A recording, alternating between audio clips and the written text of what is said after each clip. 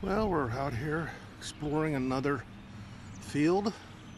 This one's fairly close, a couple blocks away from where we were crawling for the beads last week. And this one also contains the same type of material, mainly points and pottery. And it's a few beads. There's footprints in the field already, but that always doesn't mean too much, because it seems like the closer you look, the more you can find. Well, as we're going along here, I see something blue sticking out. And if we look closely, you can see that it's a blue bead. Which I'm gonna try and get out here.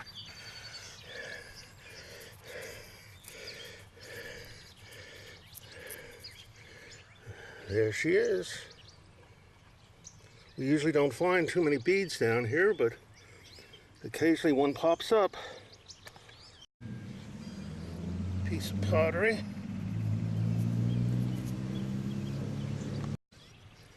Here again, it pays to get close to the ground.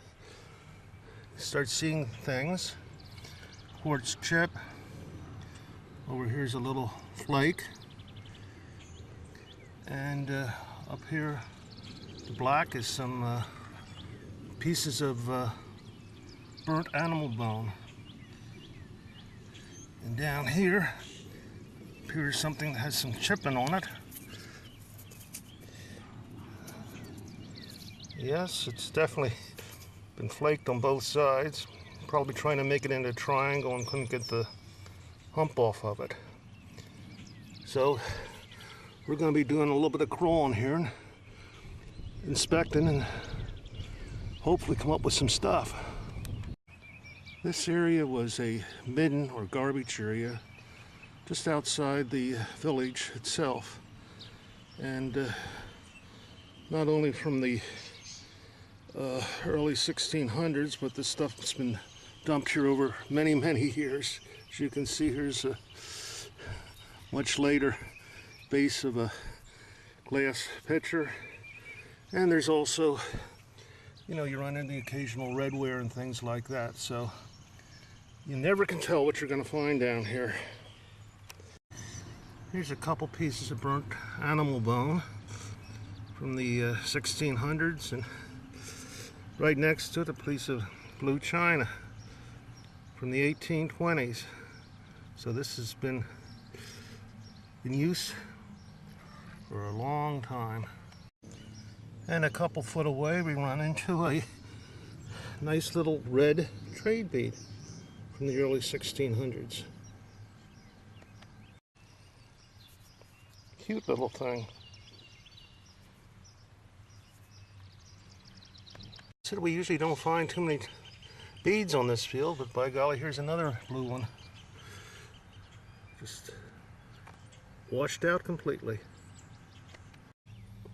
Well, guess what? Another bead. This one's a black bead.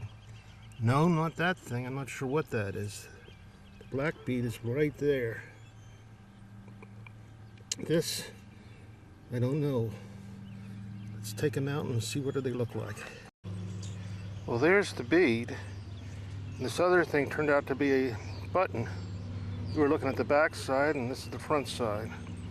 Take these home, clean them up, and show them to me a little bit later on.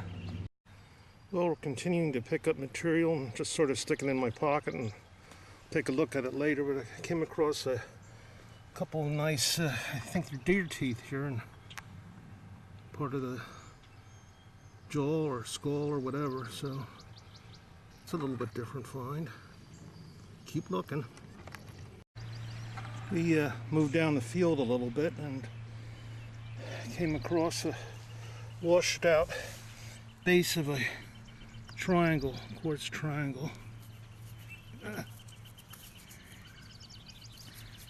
Would have been a nice point if it had the tip. Well, a few feet away, came across a base of another triangle. This is a chert one. And again, it would have been a nice point. if it had a tip. So let's see if we can find some more. We work our way down the rows. Well, third base of a triangle. This one was a little thick. Came right out of that spot right there. And all these same rows we're working down here. Well, got back home, emptied out in the pockets and jars and cleaned everything up. Take a little closer look at it.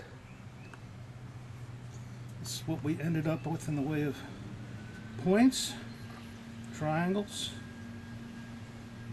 It's a piece of jasper worked at the edge.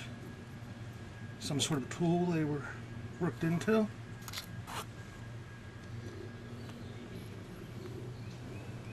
The beads, a couple of pieces of mussel shell,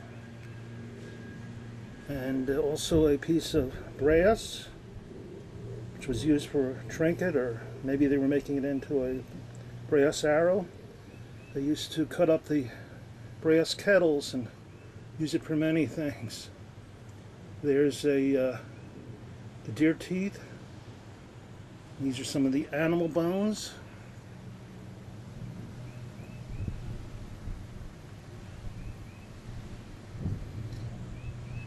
Examples of some of the pottery is there.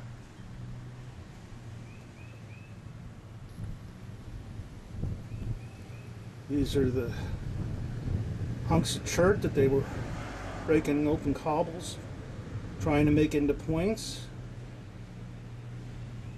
Some of the quartz they were trying to make into points, worked on. So that's pretty much the prehistoric, early 1600s things from the Indian Susquehannock village. And over here is the later stuff that worked into the area during the probably 1800s. The button we found, China. The red is a marble, redware,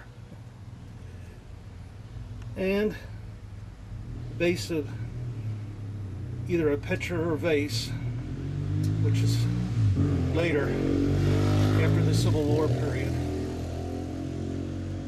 So that's pretty much the day's finds. What I try and do is, after I get the material collected, I make frames such as this one. Contains the same stuff. This is from last year, some of the things we found. For about 2 trips, you have enough to put the interesting things in there.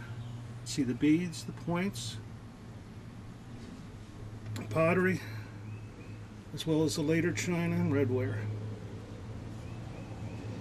This happens to be a piece of a pipe that was incised, pipe bowl.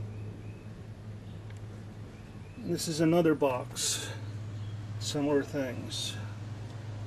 Beads, points,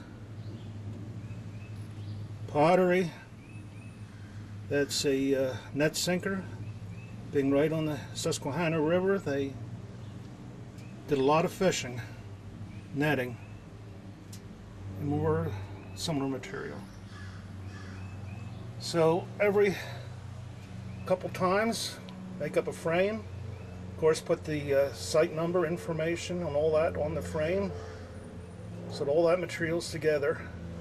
Of course, if we find something really special, we catalog that individually. So that's where that material is destined. So for now, we'll be saying goodbye.